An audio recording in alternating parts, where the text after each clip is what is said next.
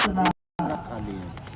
उस इतिहास में आपने ये सुना कि शिव के अनेक स्वरूप पूजित हुए, अनेक रूप ऐसे आए धरती पे जो पूजे गए, आज भी जिसकी पूजा होती है। 12 को दिन और असंख्य लोग हैं जो विभिन्न स्वरूपों में पूजा करते हैं शिव की।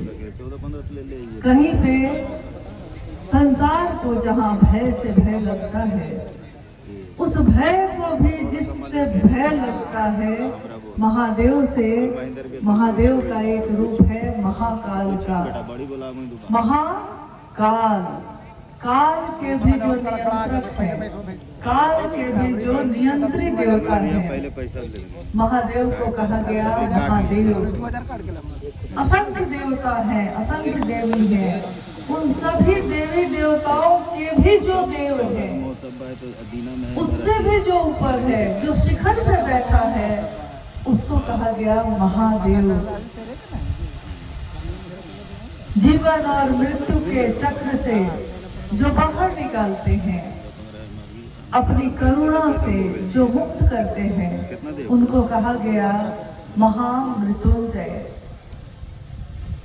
नटराज के रूप में जिनकी थाप से जीवन पैदा होता है, रहता है और उसका लय हो जाता है, नटराज शिव। अघोरियों के भी ईश्वर अघोरेश्वर शिव, कपालिकों के भी जो ईश्वर है कपालीश्वर शिव,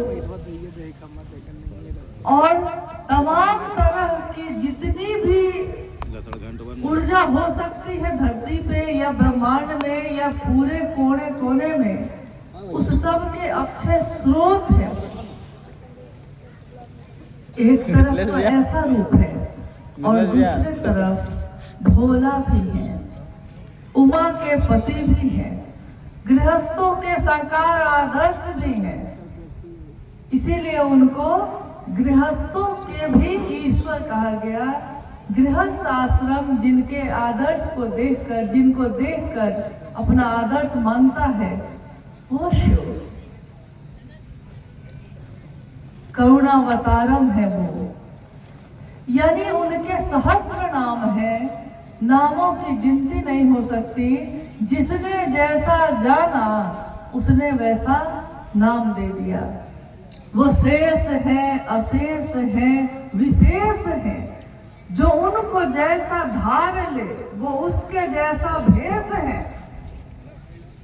उसी के नाथ हो लिए जो उनके साथ हो लिया। महादेव कौन है? क्या वो सिर्फ भगवान है और हम सबसे बहुत दूर हैं?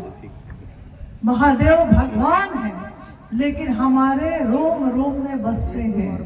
धरती के कण कण में जिसकी व्याप्ति है, जिनकी शीश रिक्षा के कारण ये सृष्टि सृष्ट है, वो महादेव जगत का गुरु भी है। जगत गुरु महादेव भी है, आदि गुरु महादेव भी है। आदि गुरु का अर्थ होता है जहां से प्रारंभ हुआ है, जहां से शुरू होता है। क्योंकि हम अक्सर कहते हैं आदि है, अनंत है, आदि अनंत शिव। यानी आदि तो है, प्रारंभ है, लेकिन अंत नहीं है, अनंत है। मनोवंतरों तक जिस शिव के नाम की गूंज होती ही रहेगी। हम आएंगे जाएंगे, फिर आएंगे फिर जाएंगे, परंतु शिव है तो है। भरे दिन की होती। उस शिव के बारे में आदि गुरु शिव को साहब श्री हरिनानंद जी ने, शिव के शिष्य ने कहा कि हम सबके भी गुरु हो सकते हैं। वो सिर्फ देवताओं के नहीं है।